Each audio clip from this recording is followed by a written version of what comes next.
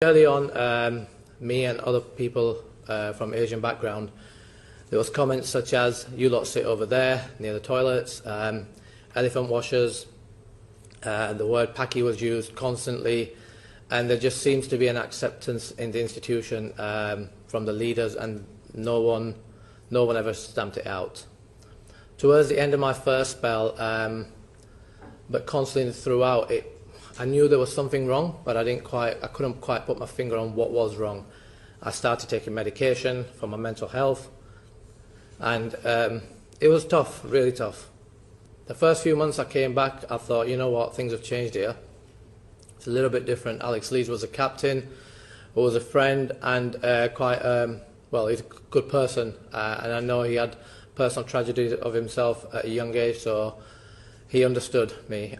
We had Jason Gillespie, who's an Australian cricketer and coach, who I felt supported by. Jason left at the end of 2016, and it just felt, wow, the temperature in the room had just been turned up.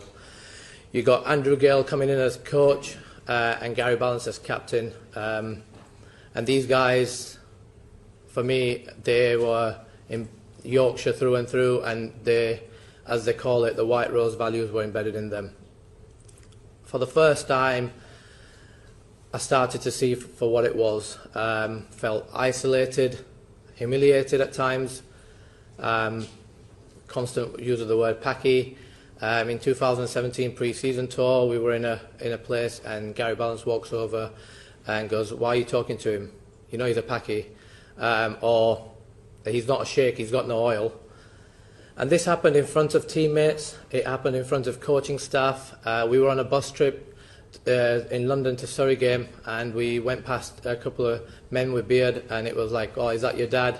If we go past a corner shop, "Or does your uncle own this?" And this happened in front of, again, Martin Moxon, Andrew Gale, club officials, and it would never got stamped out. Everyone saw it. But because the institution and the environment, it becomes such a norm in there that I don't think anyone thought there was anything wrong with it.